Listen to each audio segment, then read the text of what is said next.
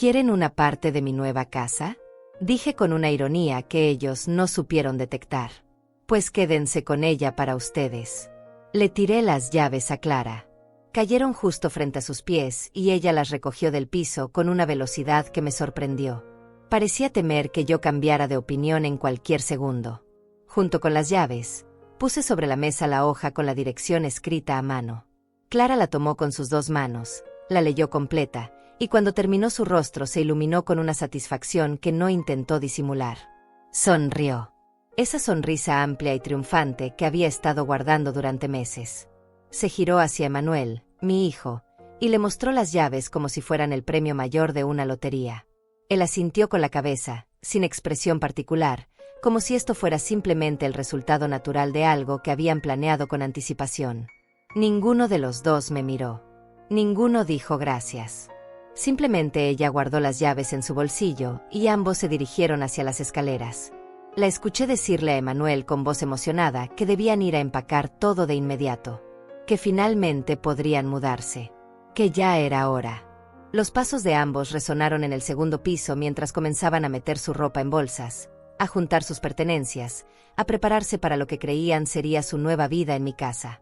Sus voces llegaban hasta donde yo estaba, fragmentos de conversación llenos de planes y expectativas. Me quedé ahí parada en medio de mi sala. Sola. El silencio que me rodeaba era denso, pero no incómodo. Era el silencio de quien acaba de tomar una decisión de la que no se arrepentirá. Miré hacia las escaleras por donde habían subido y sentí algo extraño en el pecho. No era tristeza. No era arrepentimiento. Era algo parecido a la liberación. Pero déjenme llevarlas hacia atrás. Déjenme contarles cómo llegué a este momento. Como una madre que entregó cada pedazo de su vida, terminó siendo vista como un estorbo entre 2 personas ambiciosas y una propiedad que valía una fortuna. Como el amor de madre se convirtió en moneda de negociación y la gratitud desapareció cuando apareció el interés por 4 paredes y un techo.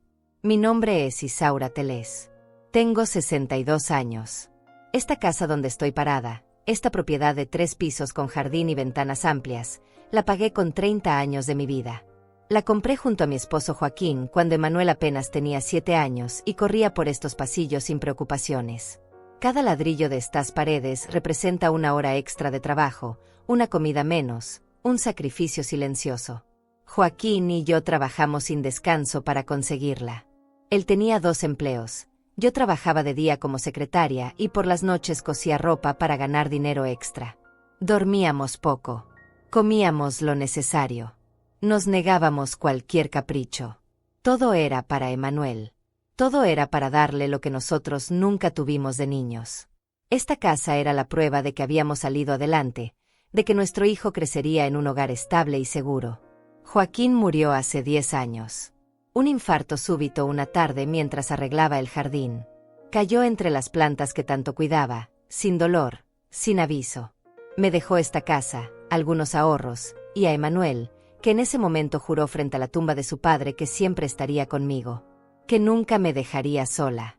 Que me cuidaría como yo lo cuidé a él. Las promesas suenan hermosas cuando se pronuncian.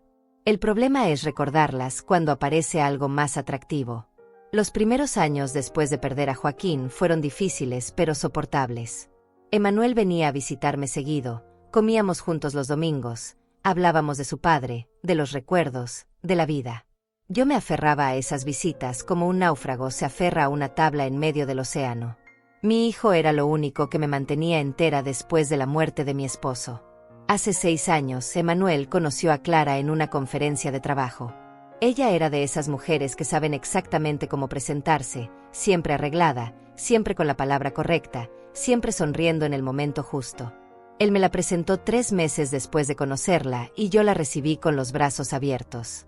Preparé cenas especiales, organicé reuniones familiares, hice todo lo posible para que se sintiera parte de la familia.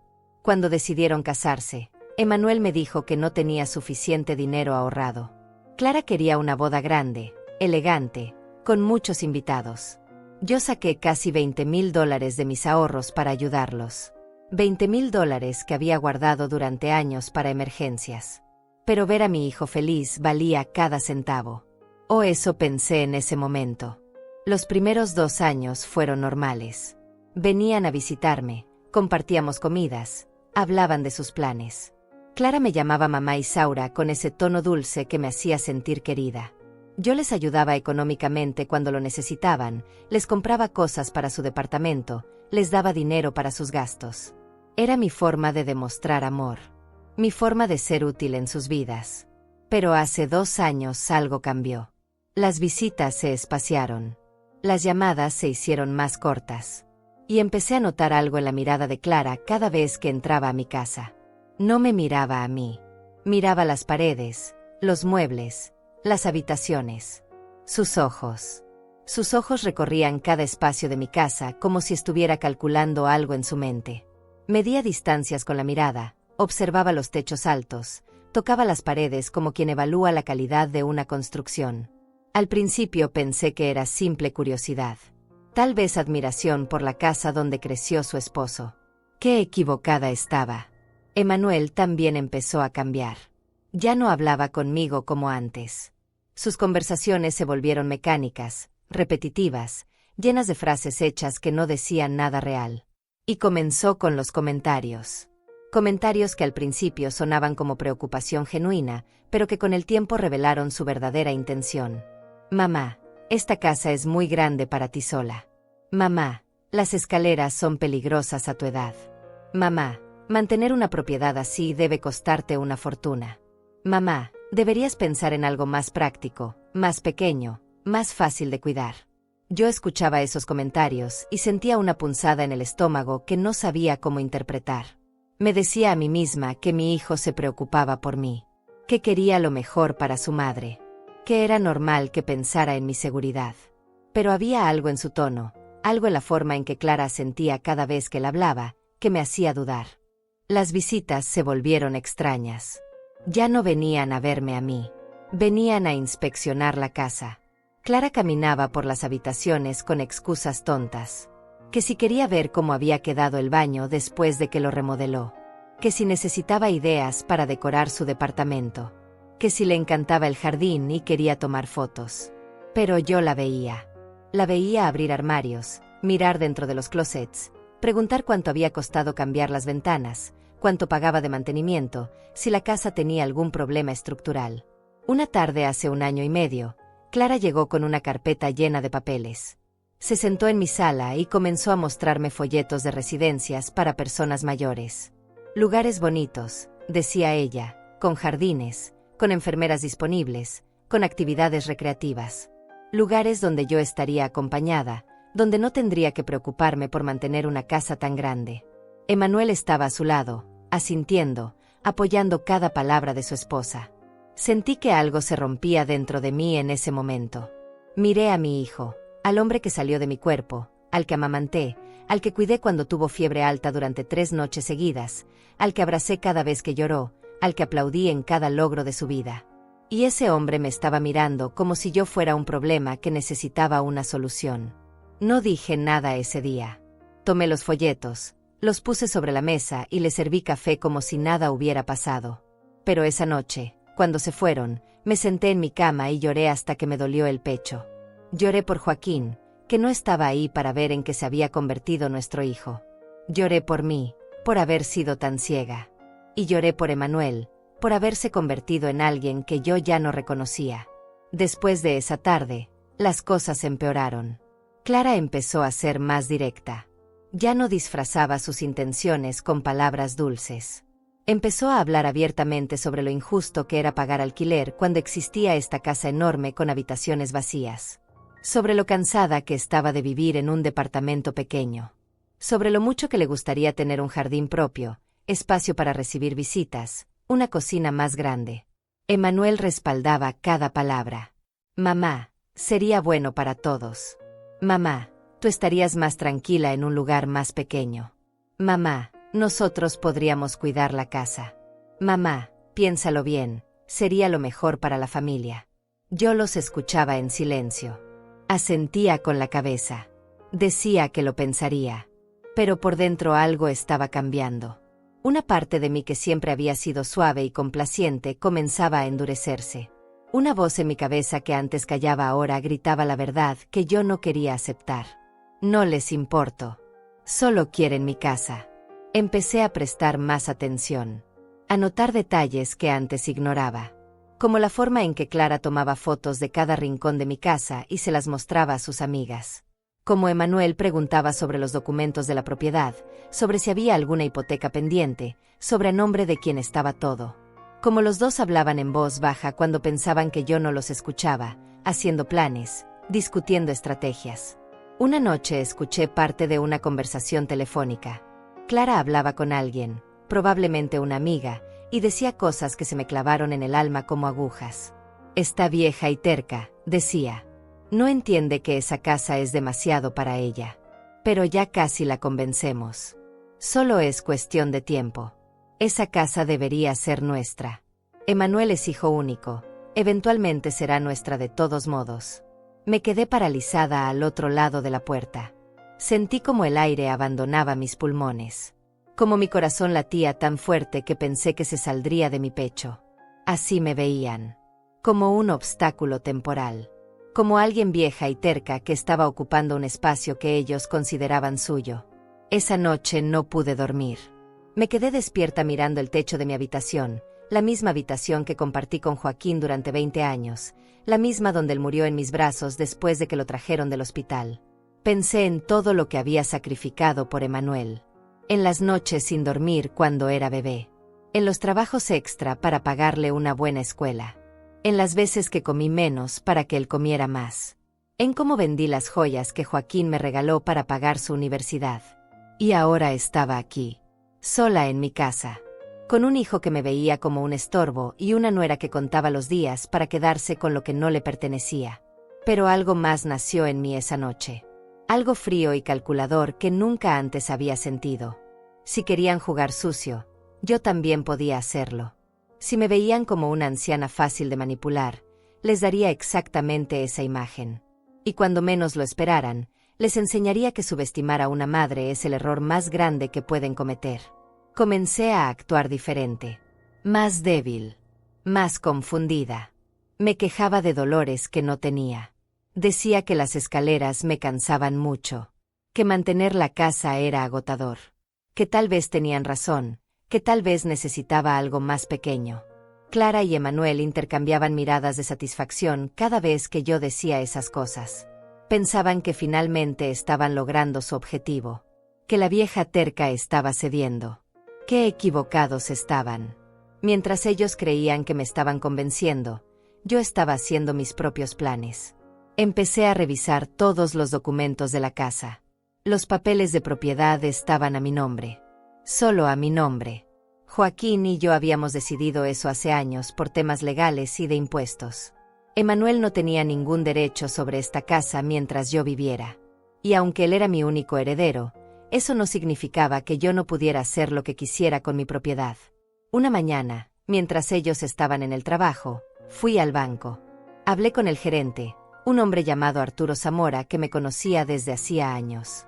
Le expliqué mi situación sin entrar en demasiados detalles. Solo le dije que necesitaba organizar mis finanzas y que quería explorar opciones. Él me escuchó con atención y me dio varios consejos útiles. También empecé a investigar sobre el valor real de mi casa. Contraté a un tasador que vino un día que sabía que Emanuel y Clara no aparecerían. El hombre recorrió cada centímetro de la propiedad, tomó fotografías, hizo mediciones. Cuando me dio el informe final, casi me caigo de la silla. Mi casa valía $450,000. $450,000 por una propiedad que habíamos comprado en $90,000 hace 30 años. Esa cifra me dio poder. Me dio claridad. Me hizo entender exactamente por qué Clara miraba mi casa con esos ojos brillantes de codicia. ¿Por qué Emanuel había cambiado tanto? No era solo una casa. Era una fortuna. Una fortuna que ellos querían sin pagar un solo centavo. Las visitas se hicieron más frecuentes. Ya no esperaban invitación. Llegaban cuando querían, se quedaban horas, actuaban como si ya fueran los dueños. Clara empezó a reorganizar cosas. Movía los muebles del lugar y decía que era para ayudarme, que así se veía mejor. Cambiaba las cosas de sitio en la cocina diciendo que era más práctico. Emanuel revisaba el jardín y hacía comentarios sobre qué árboles habría que cortar, qué parte del patio se podría remodelar. Yo los dejaba hacer. Los observaba en silencio mientras actuaban como los futuros propietarios de algo que no les pertenecía. Cada acción suya era una confirmación más de lo que yo ya sabía. No me querían. Querían lo que yo tenía. Una tarde, Clara llegó con su madre.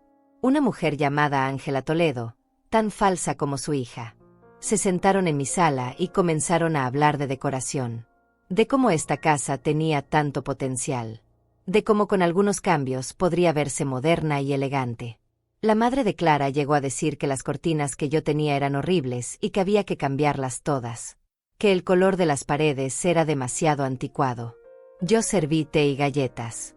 Sonreí. Asentí. Por dentro estaba hirviendo de rabia, pero por fuera mantuve la calma. Dejé que hablaran todo lo que quisieran. Dejé que planearan su futuro en mi casa.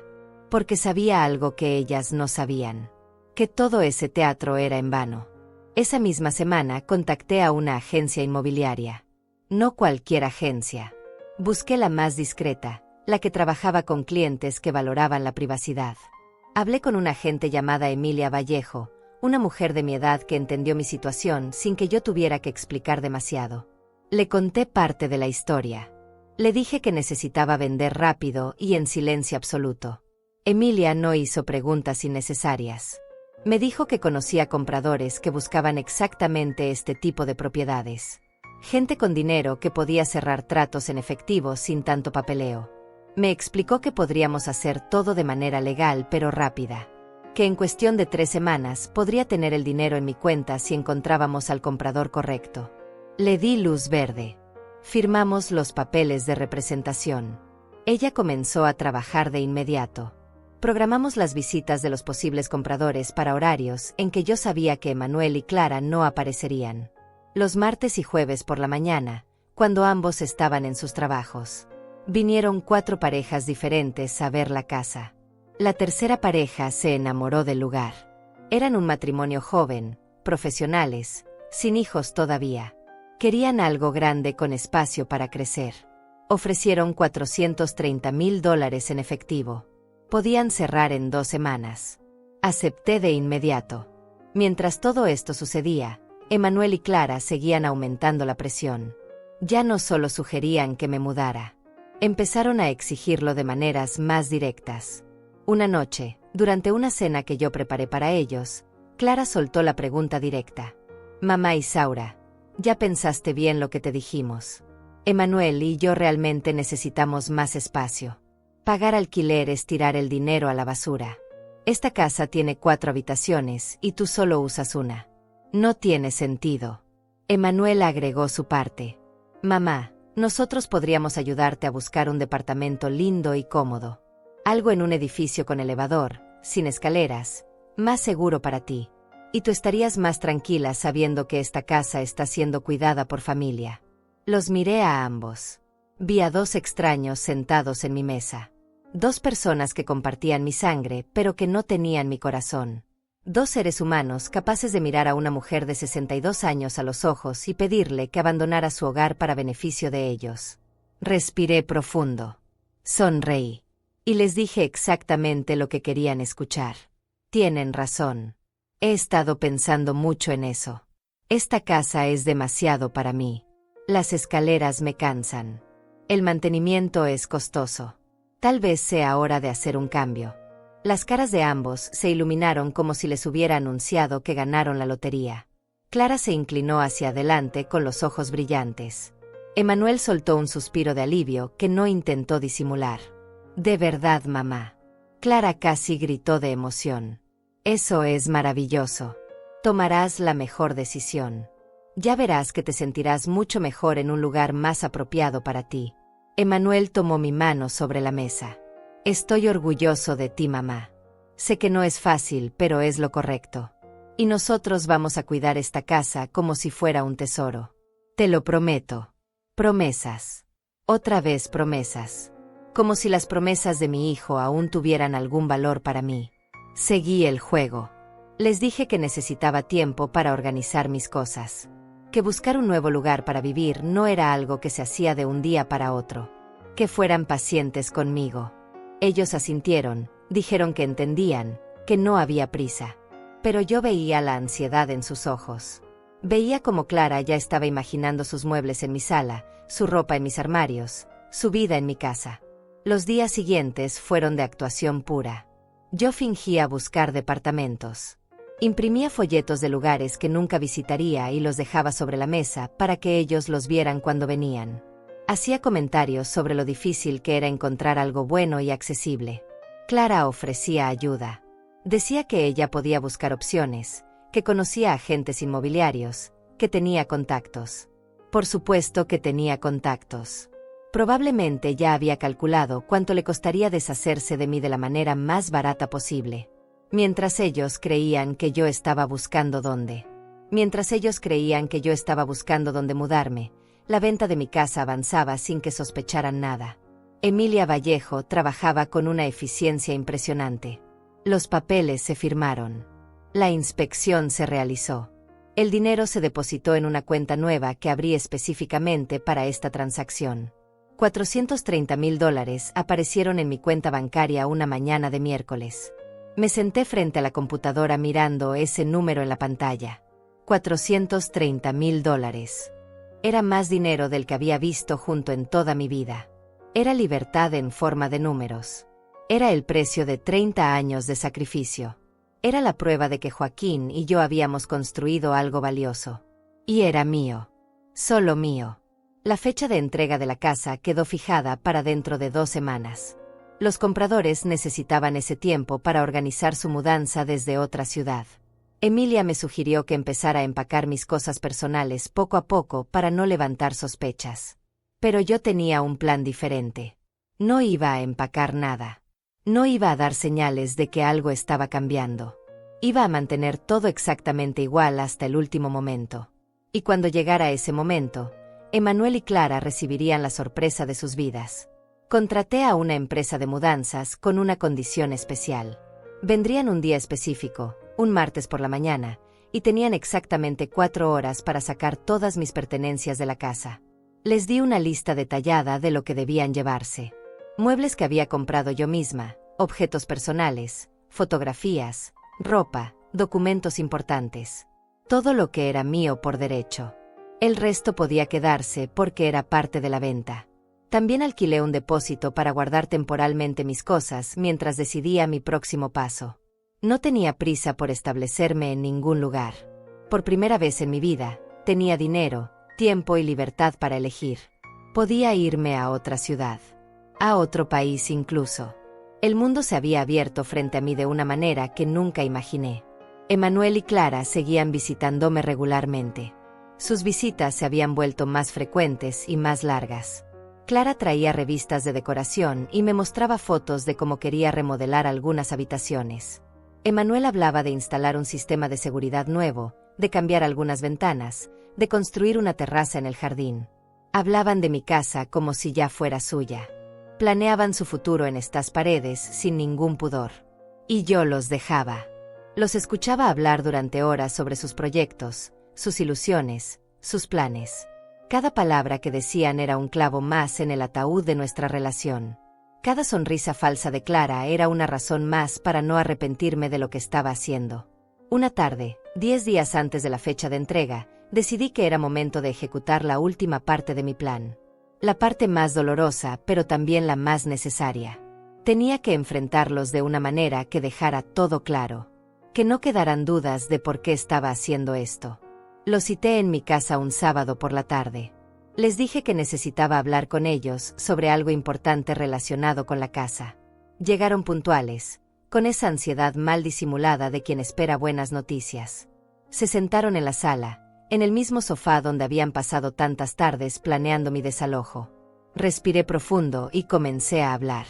Les dije que había estado pensando mucho en todo lo que habíamos conversado. Que tenían razón en que esta casa era grande para mí. Que mantenerla era costoso y cansado. Que había tomado una decisión. Vi cómo sus rostros se iluminaban. Clara se inclinó hacia adelante. Emanuel sonrió. Pensaban que finalmente les diría que la casa sería suya. Pero entonces continué. Les dije que había decidido vender la casa. Que ya había encontrado compradores. que el trato estaba cerrado y el dinero ya estaba en mi cuenta, que en 2 semanas los nuevos dueños tomarían posesión de la propiedad. El silencio que siguió fue tan denso que podía cortarse con un cuchillo. Clara me miró como si le hubiera hablado en otro idioma. Emmanuel abrió la boca, pero no salió ningún sonido. Se quedaron congelados, procesando lo que acababan de escuchar. Luego explotaron. Ambos al mismo tiempo. Clara se puso de pie gritando que cómo podía hacer eso. Que ellos habían estado esperando, planeando, confiando en que esa casa sería para ellos. Emmanuel me gritó que era una traición. Que él era mi único hijo. Que esa casa debía ser su herencia. Los dejé gritar. Los dejé desahogarse. Cuando finalmente se callaron, exhaustos de su propio berrinche, yo hablé con una calma que me sorprendió a mí misma. Les dije que esta casa nunca fue su herencia mientras yo viviera. Que era mi propiedad y yo podía hacer con ella lo que quisiera. Que si realmente me hubieran querido, si realmente les hubiera importado mi bienestar y no solo mis bienes, las cosas habrían sido diferentes. Pero que durante 2 años los había visto actuar como buitres esperando que yo desapareciera para quedarse con lo que era mío. Clara intentó negarlo. Dijo que yo estaba equivocada, que ellos me querían, que solo estaban preocupados por mí. Pero su voz temblaba. Sus ojos evitaban los míos. Emmanuel guardó silencio, con la mandíbula apretada y los puños cerrados. Les recordé cada una de las conversaciones donde habían presionado para que me fuera.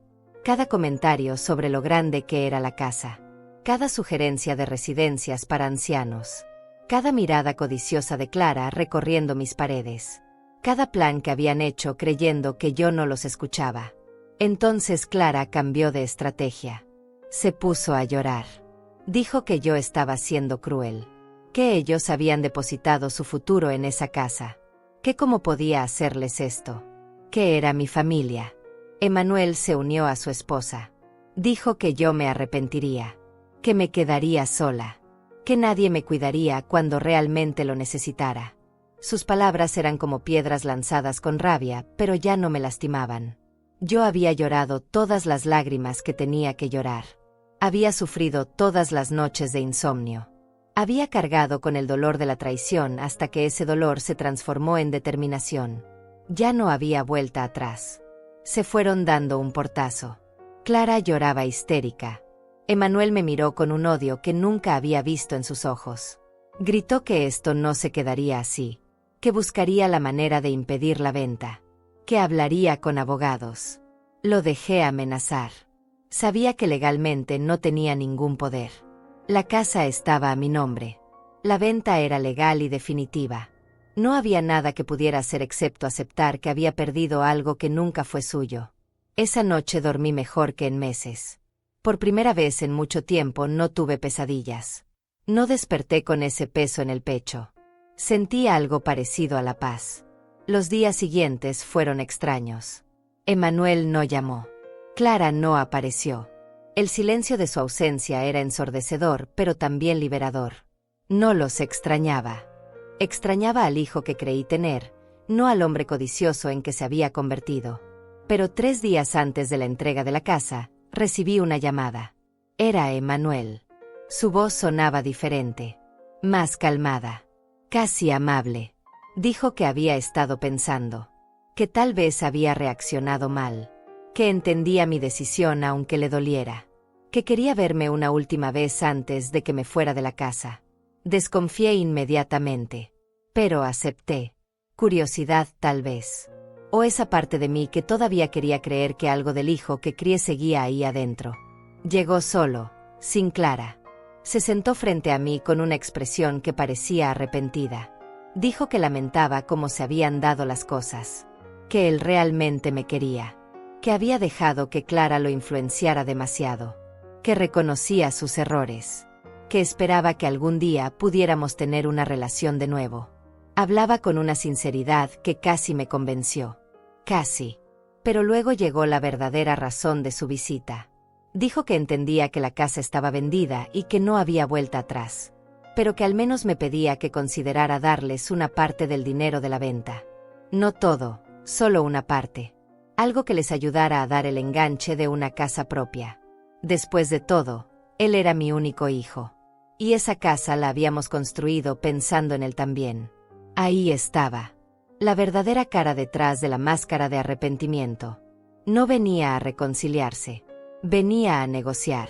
A ver si podía sacar algo de esta situación.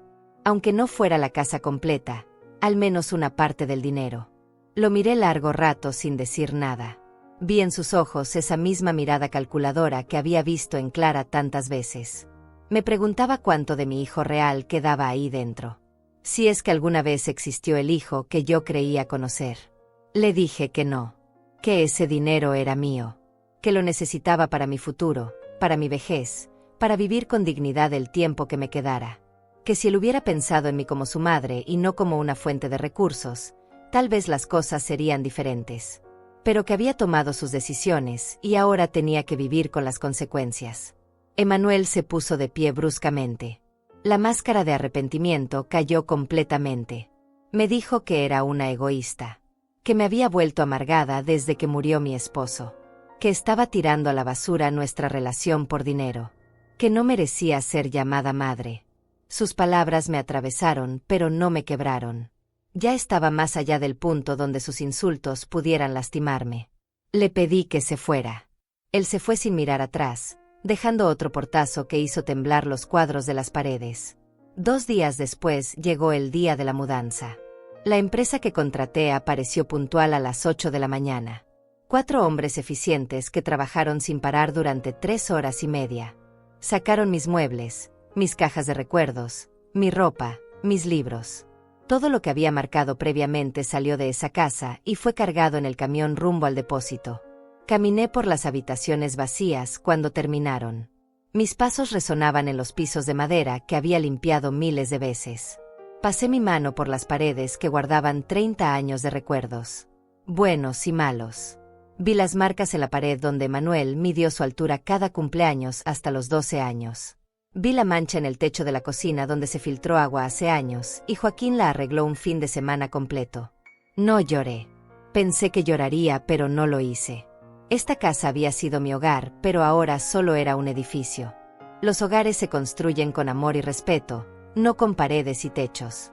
Y esta casa había dejado de ser un hogar el día que mi hijo decidió que valía más como propiedad que como símbolo de lo que su padre y yo construimos juntos. Salí por última vez al jardín. Los rosales que Joaquín plantó seguían ahí, floreciendo sin saber que pronto tendrían otros dueños.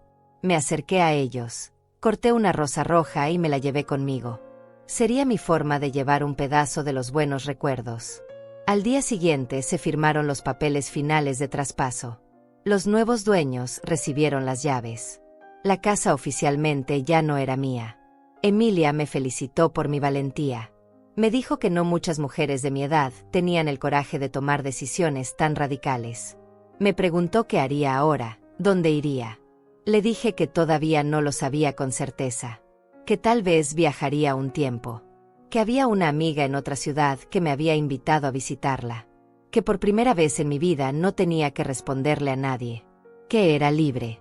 Pero antes de irme, antes de cerrar este capítulo completamente, quedaba una última cosa por hacer. La parte que había estado esperando con una mezcla de ansiedad y satisfacción. El momento en que Emanuel y Clara descubrirían la verdad completa. Durante todos estos días, desde aquella pelea en mi sala, no había vuelto a hablar con ellos. Ignoré sus llamadas.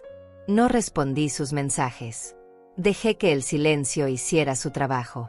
Dejé que la incertidumbre los carcomiera. Y ahora, con la casa ya vendida y mis cosas a salvo, era momento de darles el último golpe. Los llamé. Ambos. Les dije que necesitaba verlos una última vez.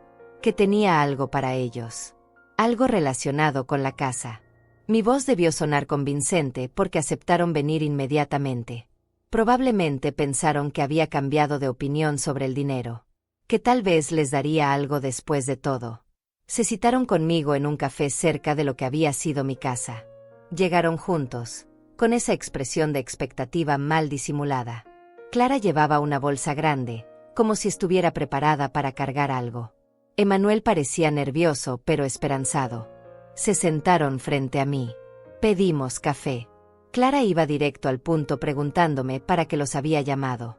Emanuel intentaba actuar casual, pero veía como sus manos temblaban ligeramente alrededor de su taza. Entonces saqué de mi bolso un sobre. Lo puse sobre la mesa entre nosotros.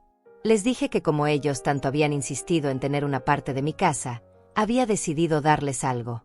Que dentro de ese sobre estaba lo que necesitaban. Clara prácticamente se lanzó sobre el sobre. Lo abrió con manos ansiosas.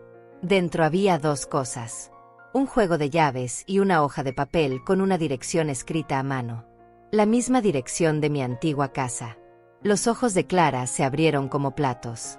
Emanuel leyó la dirección y me miró confundido. Clara gritó sorprendida preguntando si esto significaba lo que ella creía que significaba. Si les estaba dando la casa después de todo. Yo sonreí. Les dije que sí. Que habían insistido tanto en quedarse con mi casa que había decidido dárselas. Que esas llaves abrían la puerta principal. Que podían ir cuando quisieran. Que la casa era toda suya ahora. Clara casi llora de alegría. Emanuel parecía aturdido, sin poder creer lo que estaba escuchando. Me preguntó si estaba segura, si realmente hablaba en serio. Le dije que nunca había estado más segura de nada en mi vida. Se pusieron de pie tan rápido que casi tiran las tazas de café. Clara guardó las llaves en su bolsillo como si fueran el tesoro más preciado del mundo. Emanuel intentó abrazarme, pero yo me aparté. Les dije que podían irse ya. Que fueran a ver su nueva casa. Que disfrutaran de lo que tanto habían querido. Salieron del café casi corriendo. Los vi subirse a su auto a través de la ventana. Clara sacó las llaves y las miró una y otra vez. Emanuel manejaba rápido, probablemente ansioso por llegar. Se fueron sin mirar atrás, sin un gracias real, sin nada más que la satisfacción de haber conseguido lo que querían. Me quedé sentada en ese café tomando mi café despacio. Miré el reloj. Eran las 3 de la tarde. Calculé mentalmente cuánto tiempo les tomaría llegar a la casa. 15 minutos tal vez. Otros 5 para estacionar y caminar hasta la entrada. En 20 minutos aproximadamente estarían frente a la puerta. Pedí otro café. No tenía prisa. Sabía exactamente lo que estaba a punto de pasar y quería saborearlo desde la distancia. Imaginé la escena. Clara y Emanuel llegando emocionados. Sacando las llaves. Caminando hacia la entrada con esa sensación de victoria. Y entonces lo verían. La placa grande clavada en la puerta. Vendida. En letras rojas imposibles de ignorar. Imaginé sus caras cuando se dieran cuenta. Cuando intentaran meter las llaves en la cerradura y descubrieran que no funcionaban porque las cerraduras ya habían sido cambiadas por los nuevos dueños. Cuando miraran por las ventanas y vieran que la casa estaba completamente vacía. Sin mis muebles. Sin mis cosas. Sin nada que indicara que yo había vivido ahí alguna vez. 20 minutos después de que se fueron, mi teléfono comenzó a sonar. Era Emanuel. No contesté. Siguió llamando. 1, 2, 3 veces. Luego Clara. Luego Emanuel otra vez. Dejé que sonara mientras yo terminaba mi segundo café tranquilamente. Los mensajes empezaron a llegar. Primero confusos. Luego desesperados. Luego furiosos. Mamá, ¿qué significa esto? La casa tiene un cartel de vendida. Las llaves no funcionan. ¿Qué está pasando? Mamá, contesta el teléfono. Esto es una broma. Mamá, por favor, explícame. ¿Qué hiciste? ¿Dónde estás? Necesito hablar contigo ahora. Leí cada mensaje con una calma que me sorprendió a mí misma. No sentía culpa. No sentía arrepentimiento. Sentía algo parecido a la justicia. A la liberación. A ese momento en que finalmente tomas el control de tu propia vida después de años de dejar que otros decidan por ti. Esperé 1 hora completa antes de responder. Un solo mensaje corto y directo. La casa está vendida. Se las di como ustedes querían. Ahora es problema de ustedes qué hacer con esa información. Disfruten de su herencia. El teléfono explotó con llamadas. Bloqueé sus números. Los mensajes seguían llegando por otras vías. Redes sociales. Correos electrónicos. Mensajes de números desconocidos que claramente eran ellos usando teléfonos de otras personas. Bloqueé todo. Corté todas las formas de comunicación. Esa noche me quedé en un hotel. Una habitación sencilla pero cómoda. Me di un baño largo, pedí comida al cuarto, vi una película que había querido ver desde hacía meses pero nunca tuve tiempo. Por primera vez en años no pensé en qué estaría haciendo Emanuel. Si había cenado. Si necesitaba algo. Si estaba bien. Pensé en mí. Solo en mí. Y se sintió extrañamente liberador. A la mañana siguiente, mientras desayunaba en el restaurante del hotel, vi que tenía un mensaje de un número que no había bloqueado. Era Ángela Toledo, la madre de Clara. El mensaje era largo y estaba lleno de insultos apenas disfrazados. Me llamaba egoísta, cruel, mala madre. Decía que había destruido el futuro de 2 jóvenes trabajadores que solo querían salir adelante. Que me arrepentiría de esto cuando estuviera sola y enferma sin nadie que me cuidara. Borré el mensaje sin responder. Sus palabras no me afectaban. Venían de la misma persona que había entrado a mi casa a criticar mis cortinas y mis paredes mientras planeaba con su hija cómo apropiarse de mi propiedad. Los siguientes días fueron de silencio. Emanuel y Clara finalmente entendieron que no iba a contestar, que no habría conversación, que no había vuelta atrás. Probablemente consultaron con abogados y descubrieron lo que yo ya sabía, que todo lo que hice fue completamente legal, que la casa era mía y tenía derecho a venderla, que ellos no tenían ningún reclamo válido. Me mudé temporalmente a casa de Emilia Vallejo, mi agente inmobiliaria que durante este proceso se había convertido en algo parecido a una amiga. Ella tenía una casa grande con una habitación de huéspedes que me ofreció mientras decidía mi próximo paso. Era viuda como yo, sin hijos, y entendía perfectamente lo que era la soledad elegida versus la soledad impuesta. Nos sentábamos en su terraza cada tarde a tomar té y a hablar de la vida. Le conté toda mi historia. Ella me contó la suya. Había pasado por algo similar con su hermano, que intentó estafarla después de que murió su esposo. Había aprendido a la mala que la familia no siempre significa lealtad. Una tarde, 2 semanas después del día en que Clara y Emanuel encontraron la casa vendida, Emilia me preguntó qué planeaba hacer con mi vida ahora. Tenía dinero. Tenía salud. Tenía libertad. El mundo estaba abierto frente a mí de una manera que no había estado en décadas. Le dije que había estado pensando en viajar. Que había lugares que siempre quise conocer pero nunca pude porque siempre estaba ocupada cuidando de otros. Europa tal vez. Italia. Francia. España. Lugares donde podía caminar por calles antiguas y perderme entre turistas sin que nadie supiera quién era o de dónde venía. Emilia sonrió y me dijo que esa era exactamente la respuesta correcta. Que había pasado demasiados años viviendo para otros y que era momento de vivir para mí. Me ayudó a planear. Me mostró páginas de internet con paquetes de viaje para personas mayores. Grupos organizados donde podía conocer gente de mi edad con historias similares. Reservé un viaje de 3 meses por Europa. Saldría en un mes. Visitaría 10 países diferentes.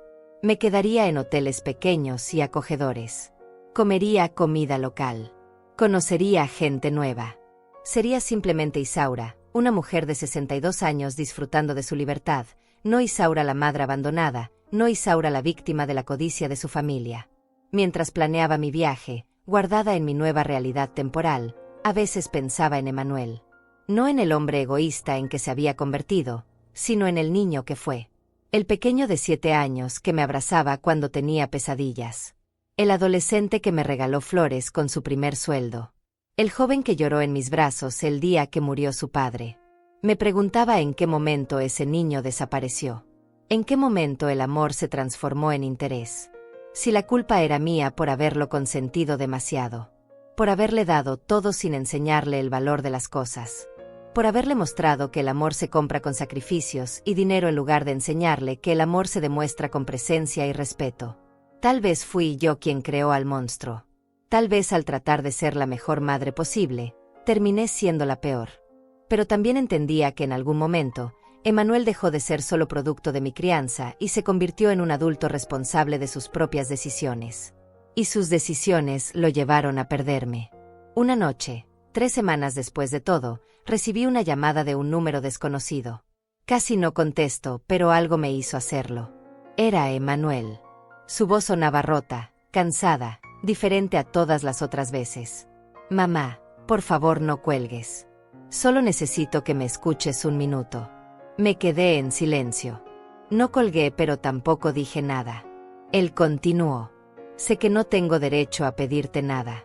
Sé que lo arruiné todo. Pero necesito que sepas que he estado pensando mucho. En todo. En cómo te traté. En lo que hice. En lo que perdí.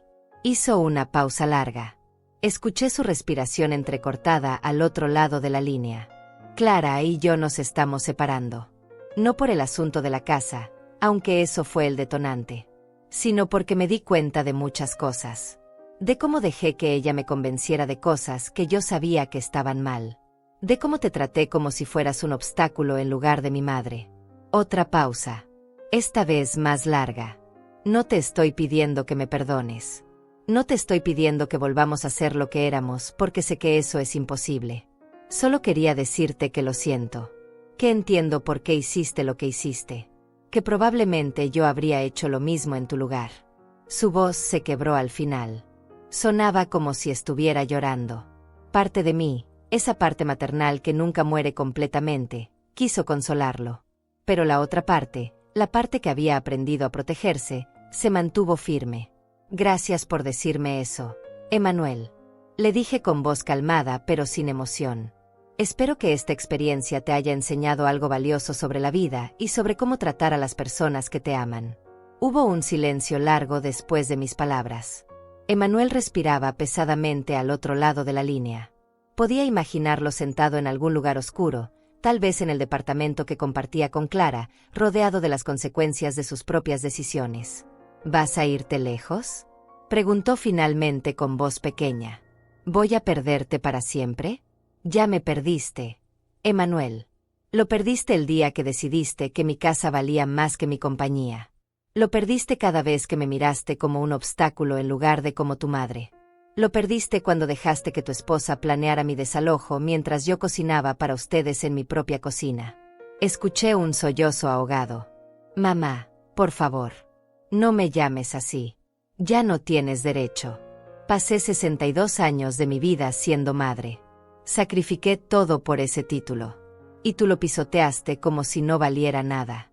Ahora voy a pasar el resto de mis días siendo simplemente Isaura. Una mujer libre que ya no le debe nada a nadie. Colgué antes de que pudiera responder. Mis manos temblaban, pero no de debilidad. Temblaban por la fuerza que había necesitado para decir esas palabras. Por años había sido incapaz de poner límites. De decir que no. De priorizar mis necesidades sobre las de los demás. Y ahora, finalmente, había encontrado mi voz. Esa noche Emilia y yo cenamos en su comedor. Ella preparó una pasta deliciosa con salsa de tomate casera. Abrimos una botella de vino que tenía guardada para ocasiones especiales. Brindamos por los nuevos comienzos, por las segundas oportunidades, por las mujeres que aprenden a elegirse a sí mismas sin pedir permiso. Me contó que ella también había pasado por un proceso similar. Su hermano menor había intentado quedarse con la herencia que les dejó su padre, manipulando documentos y mintiendo sobre las últimas voluntades del difunto. Emilia tuvo que ir a juicio, enfrentar a su propia familia, soportar insultos y amenazas. Pero al final ganó. No solo legalmente, sino emocionalmente. Aprendió que la sangre no garantiza lealtad y que a veces la familia que elegimos es más real que la familia que nos tocó. Los días siguientes estuve ocupada preparando mi viaje. Compré ropa nueva. No mucha, solo lo necesario. Quería viajar ligera, sin el peso de las cosas materiales ni de las cosas emocionales. Compré una maleta de buen tamaño, pero manejable. Saqué mi pasaporte que había estado guardado en un cajón durante años sin uso. Hice todas las reservaciones necesarias. Una tarde, mientras revisaba mi correo electrónico, encontré un mensaje de Clara. Había logrado conseguir mi dirección de correo de alguna manera. El mensaje era largo, dramático, lleno de acusaciones y súplicas mezcladas de forma caótica. Me decía que yo había arruinado su vida, que Emanuel estaba deprimido y que era mi culpa, que ellos solo habían querido lo mejor para mí al sugerirme un lugar más pequeño y seguro, que yo había malinterpretado sus intenciones, que la casa habría estado en buenas manos con ellos, que ahora Emanuel la culpaba a ella de todo y su matrimonio estaba destruido, que cómo podía dormir tranquila sabiendo el daño que había causado. Leí el mensaje completo sin sentir absolutamente nada. Ni culpa, ni satisfacción, ni enojo. Solo un vacío tranquilo donde antes había existido el dolor. Borré el correo sin responder. Clara podía decir lo que quisiera. Podía culparme de todo. Ya no me afectaba porque había dejado de importarme su opinión el día que la escuché llamarme vieja y terca por teléfono. 2 semanas antes de mi viaje, mientras caminaba por el mercado comprando algunas cosas, me topé con una vecina de mi antigua casa. Se llamaba Carla Leiva y había vivido 3 casas más abajo durante 15 años. Nos habíamos saludado ocasionalmente, pero nunca fuimos cercanas. «Isaura, qué sorpresa encontrarte aquí», me dijo con una sonrisa genuina. «Escuché que vendiste tu casa. Los nuevos dueños parecen muy amables». Asentí. Sí, decidí que era momento de un cambio. Carla se acercó más y bajó la voz como compartiendo un secreto. «Sabes, tu nuera vino a mi casa hace unos días. Estaba buscándote. Parecía bastante alterada. Le dije que no sabía dónde estabas y se fue molesta». «¿Te dijo algo más?», pregunté por curiosidad. «Dijo que habías hecho algo terrible, que le habías quitado su futuro». Honestamente me pareció muy extraño. Esa casa era tuya, no de ella. Carla hizo una pausa y luego agregó. Siempre me pareció que esa muchacha miraba tu propiedad con demasiado interés. Como si ya fuera dueña. Me alegra que hayas hecho lo que tenías que hacer. Sus palabras me reconfortaron de una manera inesperada. A veces necesitamos que alguien externo valide lo que ya sabemos en nuestro corazón. Que no estamos locas. Que no somos las villanas de la historia. Que nuestras percepciones eran correctas. Hablamos unos minutos más. Le conté que me iba de viaje por Europa. Sus ojos se iluminaron. Me dijo que ella siempre había querido hacer algo así, pero nunca se animó. Que la admiraba por tener el valor de empezar de nuevo a mi edad. Nos despedimos con un abrazo cálido y sincero. Esa noche, mientras organizaba documentos en la habitación de huéspedes de Emilia, encontré una caja vieja que había rescatado de la casa antes de venderla. Dentro había fotografías. Muchas fotografías de diferentes épocas de mi vida. Emanuel de bebé en los brazos de Joaquín. Emanuel en su primer día de escuela con ese uniforme que le quedaba grande. Emanuel graduándose de la universidad con su toga y birrete. Emanuel el día de su boda sonriendo junto a Clara. Miré esas fotos por largo rato. Eran recuerdos de una vida que ahora parecía pertenecer a otra persona. A una Isaura más joven, más ingenua, más dispuesta a sacrificarlo todo por amor.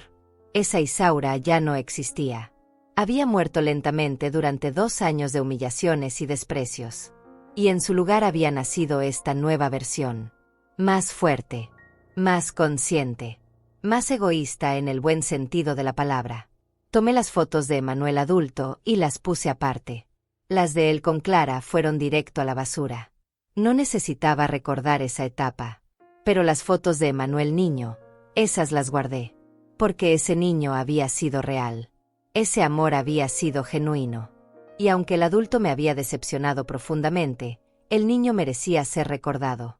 Una semana antes del viaje recibí otra llamada. Esta vez de un número que reconocí como de un despacho legal. Mi corazón se aceleró pensando que Emanuel había encontrado alguna manera de demandarme. Pero era algo completamente diferente. «¿Señora Isaura Telés?», preguntó una voz profesional de mujer. «Sí, soy yo. Le hablo del despacho Zamora y Asociados. Tenemos información sobre su esposo fallecido, Joaquín Telés. Hay un asunto pendiente relacionado con un seguro de vida que nunca fue reclamado». Me quedé sin palabras. ¿Un seguro de vida? Joaquín había muerto hace 10 años. Nunca supe de ningún seguro más allá del básico que pagó el funeral y algunos gastos inmediatos. La abogada me explicó que Joaquín había contratado un seguro de vida pequeño a través de su trabajo años antes de morir. La compañía había quebrado y el caso se había complicado legalmente. Después de años de trámites, finalmente habían localizado a los beneficiarios de las pólizas no reclamadas. Yo era una de ellas. ¿De cuánto dinero estamos hablando?, pregunté todavía en shock. $50,000, señora Telés. Más intereses acumulados. Aproximadamente 60.000 en total. Tuve que sentarme. $60.000 que no sabía que existían. $60.000 que Joaquín había apartado pensando en protegerme. Un último regalo de un hombre que llevaba 10 años bajo tierra, pero que seguía cuidándome desde donde estuviera. Los trámites tomaron 3 días. Tuve que firmar documentos, presentar identificaciones, probar que era quien decía ser. Pero al final, el dinero fue depositado en mi cuenta. Ahora tenía casi $500.000 en total. Una fortuna para una mujer que había pasado la mayor parte de su vida contando centavos y negándose placeres básicos. Era más dinero del que necesitaría para vivir cómodamente el resto de mis días. Era libertad absoluta en forma de números en una pantalla. Esa noche llamé a Emilia y le conté sobre el seguro. Ella se emocionó tanto como yo. Abrimos otra botella de vino y brindamos por Joaquín, por su previsión, por su amor que trascendía la muerte. Hablamos hasta tarde sobre lo irónico de la situación. Emanuel había perdido una herencia de más de $500.000 por su codicia. Si hubiera sido paciente, si me hubiera tratado bien, si realmente me hubiera amado como hijo y no como heredero, todo ese dinero habría sido suyo algún día. Pero su avaricia lo dejó sin nada. La vida tiene formas curiosas de hacer justicia. Los últimos días antes del viaje los pasé en una calma extraña. Ya no había drama. Ya no había llamadas desesperadas. Emanuel y Clara habían entendido finalmente que no había vuelta atrás. Me había convertido en un fantasma para ellos. Y ellos se habían convertido en extraños para mí. Emilia me llevó al aeropuerto el día de mi partida. Habíamos desarrollado una amistad genuina durante estas semanas. Ella había sido mi apoyo, mi confidente, la hermana que nunca tuve. Le prometí que le escribiría desde cada ciudad que visitara. Que le enviaría postales. Que cuando regresara, si regresaba, seguiríamos siendo amigas. Nos abrazamos en la puerta de seguridad del aeropuerto. Ella tenía lágrimas en los ojos, pero sonreía. Ve y sé feliz. Isaura. Ve y descubre quién eres cuando nadie te necesita. Ve y vive la vida que te mereces. El vuelo fue largo pero tranquilo. Leí un libro que había comprado sobre mujeres que empezaron de nuevo después de los 60. Historias inspiradoras de mujeres que dejaron matrimonios tóxicos, que persiguieron sueños postergados, que se reinventaron cuando todos pensaban que ya era demasiado tarde. Me vi reflejada en cada historia. Mi primera parada fue Roma. La ciudad eterna. Llegué de noche y el taxi me llevó a un pequeño hotel cerca del Trastevere.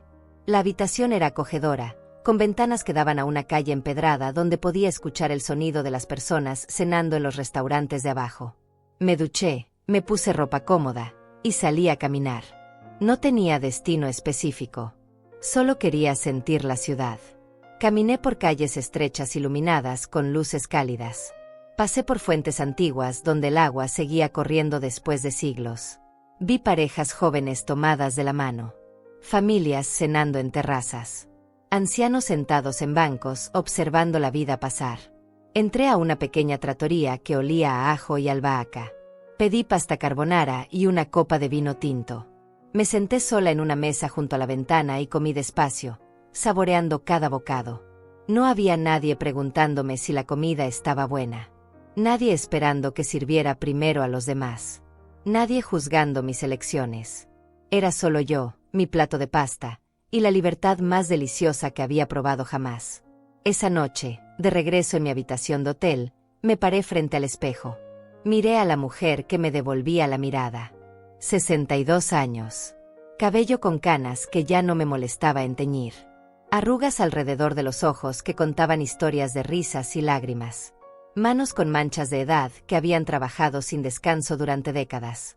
Un cuerpo que había parido, que había amado, que había sufrido, que había resistido. Esta mujer en el espejo era una sobreviviente.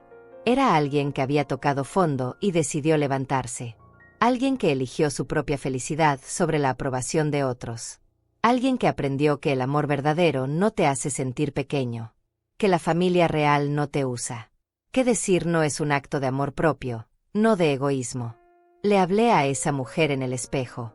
Le dije que estaba orgullosa de ella. Que había tomado las decisiones correctas aunque dolieran. Que merecía cada momento de paz que estaba por venir. que ya no tenía que justificarse ante nadie, que su vida le pertenecía completamente. Las semanas siguientes fueron una nebulosa hermosa de nuevas experiencias. Visité el Coliseo y pensé en todas las vidas que habían pasado por ese lugar. Lancé una moneda en la Fontana di Trevi pidiendo no un deseo, sino dando las gracias por este momento. Comí helado en la Plaza Navona mientras artistas callejeros pintaban retratos de turistas. De Roma viajé a Florencia. Caminé por el Ponte Vecchio al atardecer. Vi el David de Miguel Ángel y me emocioné hasta las lágrimas frente a tanta belleza. Comí bistecca alla fiorentina en un restaurante escondido que me recomendó la dueña del hotel. Cada día era una aventura pequeña. Cada noche era una victoria silenciosa.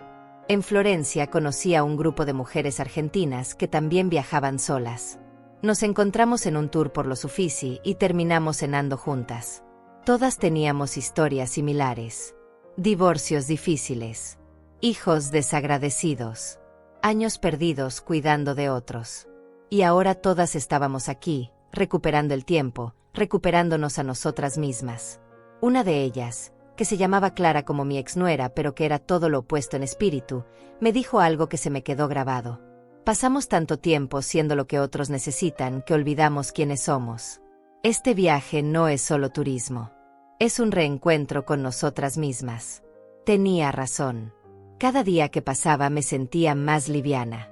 Como si estuviera soltando capas de responsabilidad y culpa que había cargado durante décadas. Empecé a dormir mejor.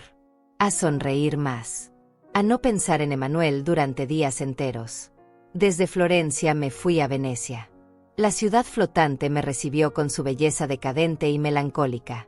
Tomé un vaporetto por el Gran Canal. Me perdí intencionalmente por callejones estrechos. Alimenté palomas en la Plaza San Marcos.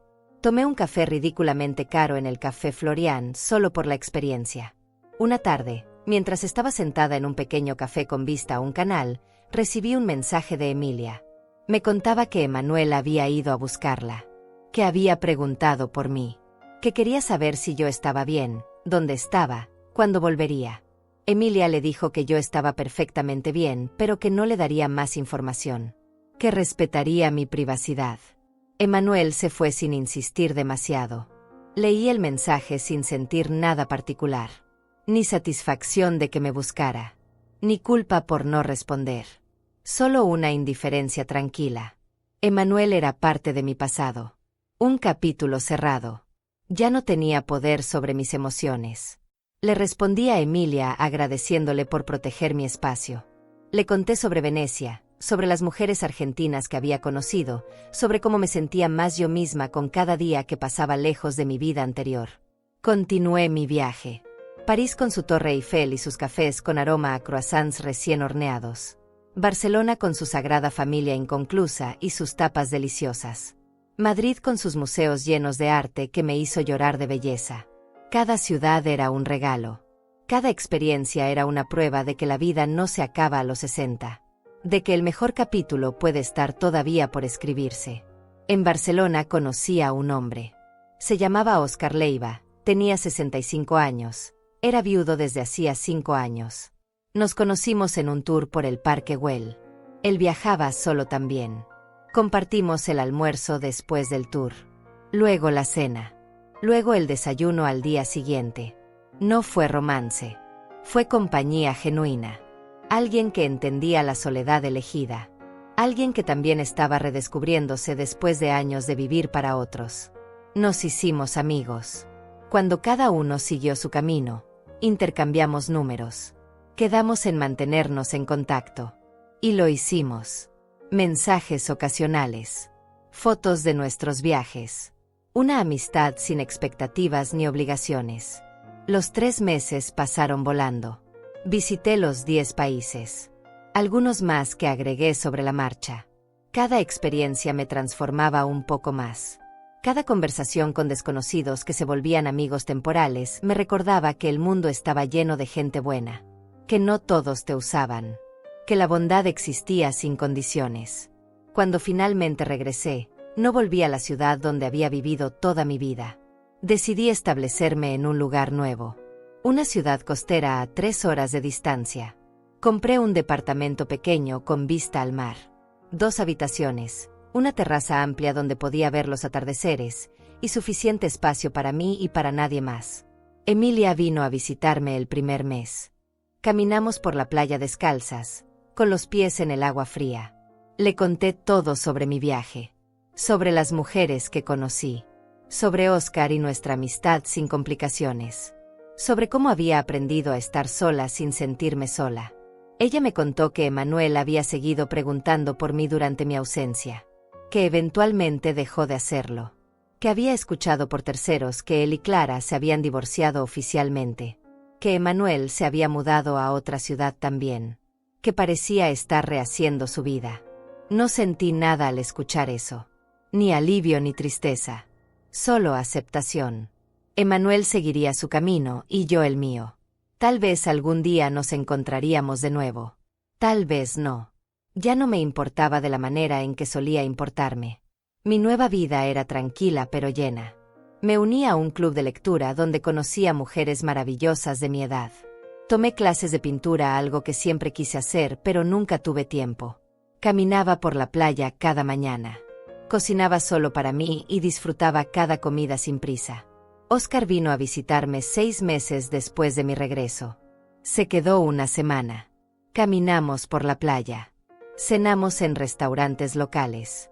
Hablamos de nuestras vidas pasadas y nuestros planes futuros. El último día de su visita, mientras tomábamos café en mi terraza viendo el atardecer, me preguntó si alguna vez perdonaría a mi hijo. Lo pensé largo rato antes de responder. No sé si perdón es la palabra correcta. Lo que hizo fue imperdonable en muchos sentidos. Me trató como un objeto, como algo que se usa y se descarta. Pero tampoco cargo con odio. El odio pesa demasiado y ya cargué suficiente peso en mi vida. Entonces, ¿qué es? Preguntó Oscar con genuina curiosidad. Creo que es indiferencia. Y tal vez eso es peor que el odio para él. Porque el odio significa que todavía me importa. La indiferencia significa que seguí adelante, que construí una vida donde él ya no tiene espacio. Oscar asintió comprendiendo. Luego agregó algo que me hizo pensar. A veces el mejor regalo que podemos dar a quienes nos lastimaron es nuestra felicidad. Porque demuestra que no nos rompieron, que sobrevivimos, que somos más fuertes de lo que ellos pensaban. Tenía razón. Mi felicidad no era venganza. Era liberación. Era la prueba de que yo valía más que el rol que otros me asignaron. Que ser madre no era mi única identidad. Que Isaura existía más allá de sus relaciones con otros. 1 año después de mudarme a la costa, en un día ordinario mientras regaba las plantas de mi terraza, mi teléfono sonó. Era un número desconocido, pero algo me hizo contestar. ¿Mamá? La voz de Emanuel sonaba diferente. Más madura. Más cansada. Menos arrogante. No respondí de inmediato. Dejé que el silencio se extendiera entre nosotros. Sé que no tengo derecho a llamarte. Sé que probablemente deberías colgar. Pero necesito decirte algo y después no te molestaré más si eso es lo que quieres. Escuché su respiración al otro lado. Estaba nervioso. He pasado este último año en terapia, tratando de entender cómo llegué a ser la persona que fui contigo. Cómo pude tratarte de esa manera. Y he llegado a entender muchas cosas. Ninguna de ellas es excusa, pero al menos ahora entiendo. Hizo una pausa esperando que yo dijera algo. Permanecí en silencio. No espero que me perdones. No espero que volvamos a tener una relación. Solo necesitaba decirte que finalmente entiendo lo que perdí. Y no hablo de la casa ni del dinero. Hablo de ti. De tu presencia. De tu amor incondicional que yo pisoteé como si no valiera nada. Su voz se quebró ligeramente. Conocí a alguien nuevo. Una mujer buena que me está enseñando lo que significa el amor real. Y cada vez que ella me trata con bondad genuina, pienso en cómo tú me trataste así toda mi vida y yo te lo pagué con codicia y desprecio. Cada vez que ella me cuida cuando estoy enfermo, recuerdo todas las noches que tú te desvelaste cuidándome de niño. Y me duele. Me duele tanto darme cuenta de lo que tuve y lo que destruí. Respiró profundo. No te estoy pidiendo nada. Solo quería que supieras que estaba equivocado. Que tú tenías razón en todo. que si pudiera regresar el tiempo y cambiar mis acciones lo haría. Pero no puedo. Así que solo puedo decir que lo siento. Y espero que donde sea que estés, seas feliz. Te lo mereces más que nadie. Hubo un silencio largo. Finalmente hablé. Gracias por decir eso, Emmanuel. Aprecio tu honestidad. Y me alegra saber que estás trabajando en ser mejor persona. Te deseo lo mejor en tu vida. Realmente lo hago. ¿Eso significa qué? Su voz tenía un atisbo de esperanza. Significa que no te guardo rencor. Pero también significa que mi vida está aquí ahora. He construido algo nuevo. Algo que es solo mío. Y no hay espacio en ella para el dolor del pasado. Lo entiendo. Su voz sonaba resignada, pero también aliviada. Solo quería que supieras que pienso en ti, que te extraño, y que si algún día decides que quieres intentar algo, cualquier cosa, estaré aquí. Adiós, Emmanuel. Cuídate. Adiós, mamá. Colgué y me quedé mirando el mar. No lloré. No sentí tristeza ni alivio en particular. Solo sentí cierre. Emmanuel había dicho lo que necesitaba decir. Yo había escuchado. Y ahora ambos podíamos seguir adelante. Tal vez algún día, en algunos años, cuando las heridas estuvieran completamente cicatrizadas, podríamos intentar reconstruir algo.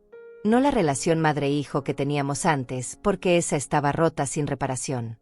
Pero tal vez algo nuevo. Algo basado en respeto mutuo y límites claros. O tal vez no y también estaba bien. Me senté en mi silla favorita de la terraza con una taza de té caliente. El sol se estaba poniendo pintando el cielo de naranjas y rosas. Las olas rompían suavemente en la playa. Una brisa fresca traía el olor a sal y libertad. Pensé en todo el camino recorrido.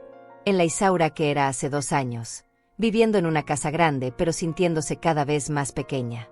En la mujer que se dejaba manipular porque no sabía cómo poner límites. En la madre que creía que el amor significaba sacrificarlo todo incluyendo su dignidad. Esa mujer ya no existía. En su lugar había alguien más fuerte. Alguien que aprendió que amarse a uno mismo no es egoísmo. Que decir basta no te hace mala persona.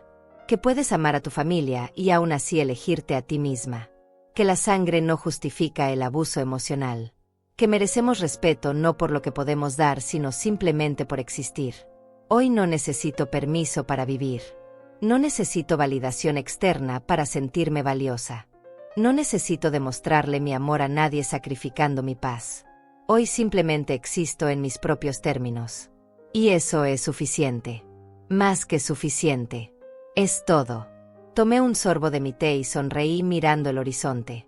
Tenía 63 años. Dinero en el banco. Amigos reales. Proyectos propios. Viajes por planear. Libros por leer. Cuadros por pintar. Amaneceres por ver.